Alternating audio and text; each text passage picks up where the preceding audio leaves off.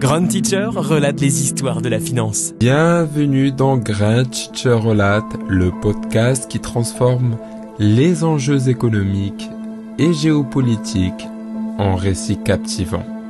Aujourd'hui, le Groenland, une île glacée, convoitée.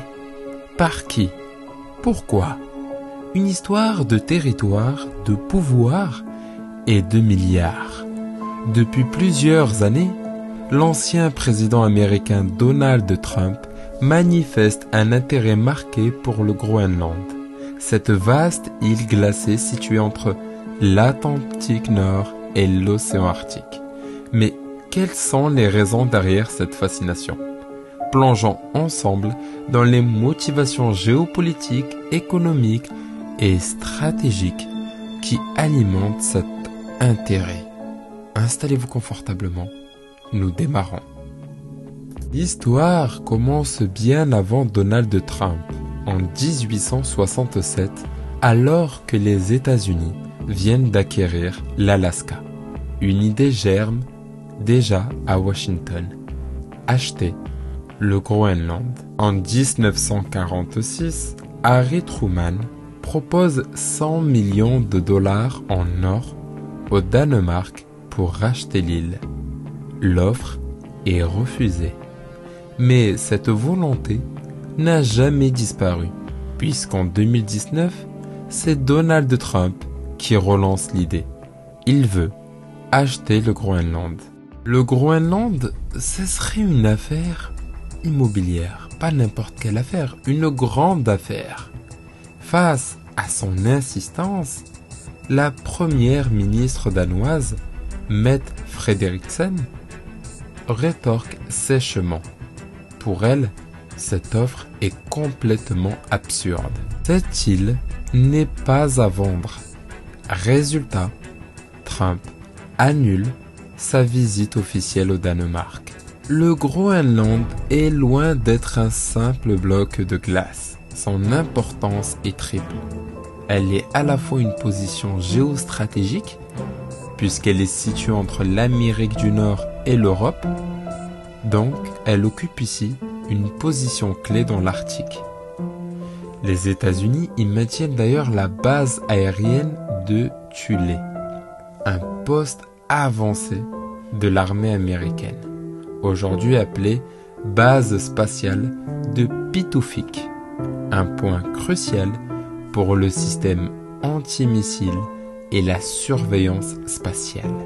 Ensuite, elle a une importance économique, avec de riches ressources naturelles, telles que des terres rares, en uranium, en pétrole, en gaz naturel. Ce sont des ressources que les États-Unis veulent sécuriser face à la Chine.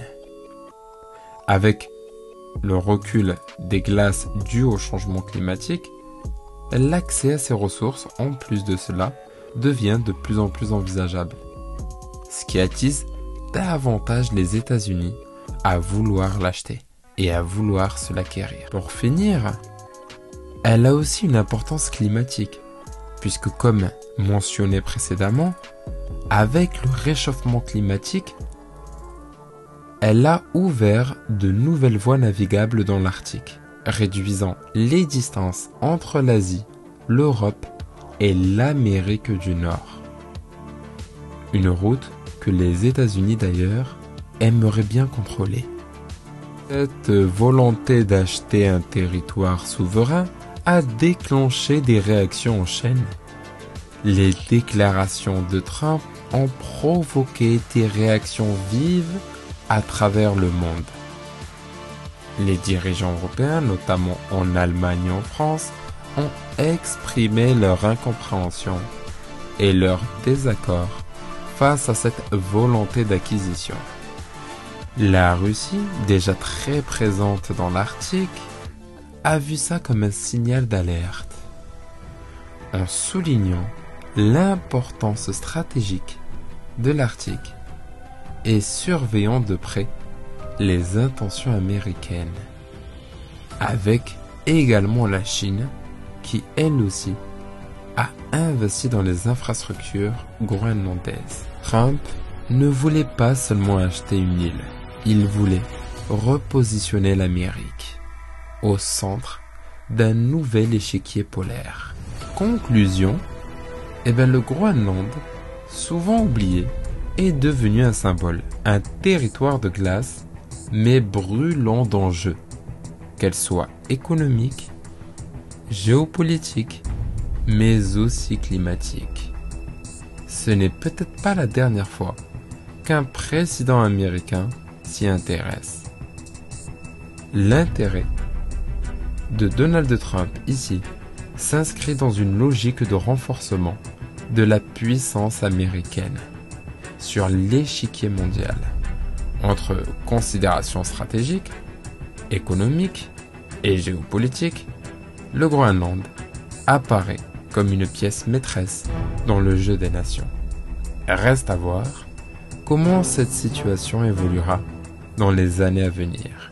Merci de nous avoir écoutés sur Grand Teacher Relate. N'hésitez pas à partager vos réflexions et à nous rejoindre pour notre prochain épisode où nous continuerons à explorer les enjeux majeurs de notre époque. À bientôt. Grand Teacher Relate, parce que chaque territoire cache une vérité stratégique.